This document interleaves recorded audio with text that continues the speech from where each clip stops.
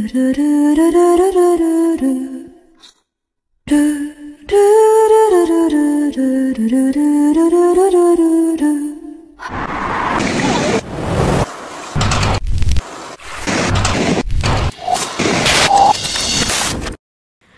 change is no longer a future threat, it's happening now.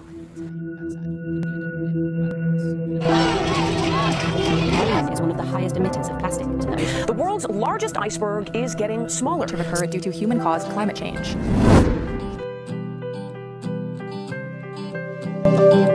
Ang hangin na humahaplo sa aking mga balat, ito ay nagmumula sa iyo. Mula sa berdeng mga puno at asul na dagat, kay sarap pagmasdan ang kagandahan mo. Lakaluran hanggang silangan, ang sinag ng araw ang iyong korona, kataas-taasang kamahalan. Hey guys, what's up?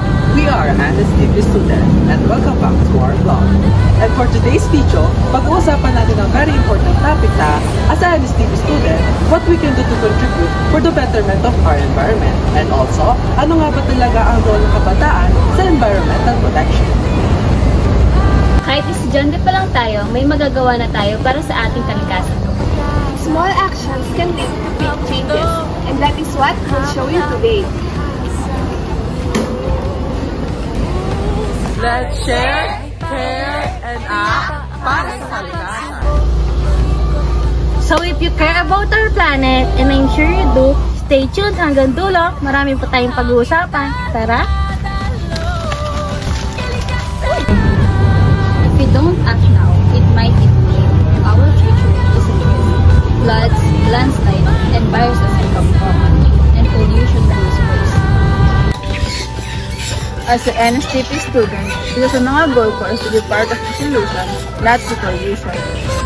Hinihiwalay ko yung nabubulok sa hindi nabubulok, tapos nire-recycle ko pa yung mga bote at plastic bottles. Every time na may cleanup drive or tree planting sa school namin, sinisigurado akong sumasali ako.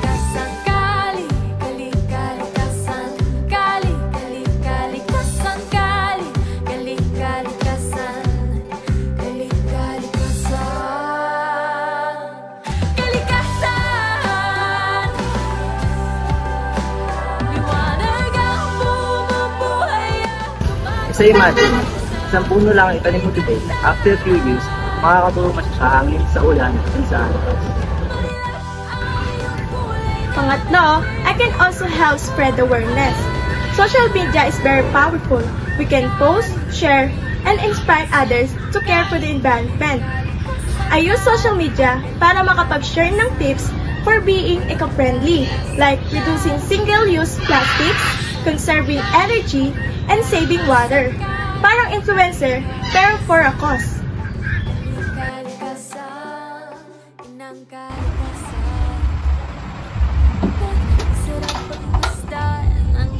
And lastly, I try to live by example.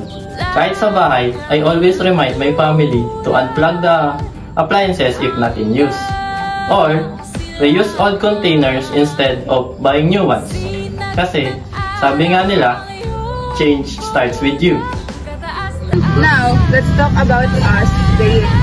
Alam niyo ba, malaking role talaga natin ang pagprotekta sa environment. We are the new generation. We have the power to influence others. For example, we can start environmental projects sa schools like gardening activities or recycling contests.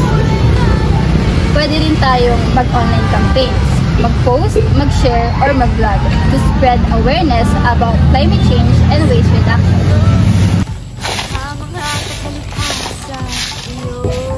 We can also volunteer sa mga organization na nagpo-promote ng sustainability. Alam mo yon, kahit isang araw na ng pagtulong, malaking bagay na rin yon para sa nature. Ang kabataan na rin ay may energy at creativity na nakakatulong sa paggawa ng mga bagong solusyon. inventing eco-friendly products, promoting green innovations, and simply encouraging adoption of sustainable lifestyle.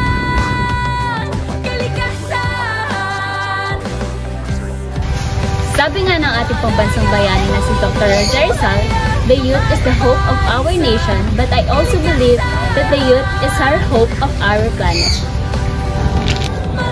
So ayun guys, as a NSTP student and a part of youth, we all have the responsibility to take care of our environment. Hindi kailangan ng malaking hakbang agad. Kahit maliit na aksyon, kapag pinagsama-sama, kayang baguhin ang mundo. Our action today will shape the world of tomorrow. Let's continue to plant trees, reduce waste, recycle, and inspire others to do the same. Because at the end of the day, this planet is our only home, and it's up to us to protect it. We are your NSTP students. Advocate for nature, reminding you to be the change you want to. Bye guys! Stay safe, stay green, and be eco-aware. Wow!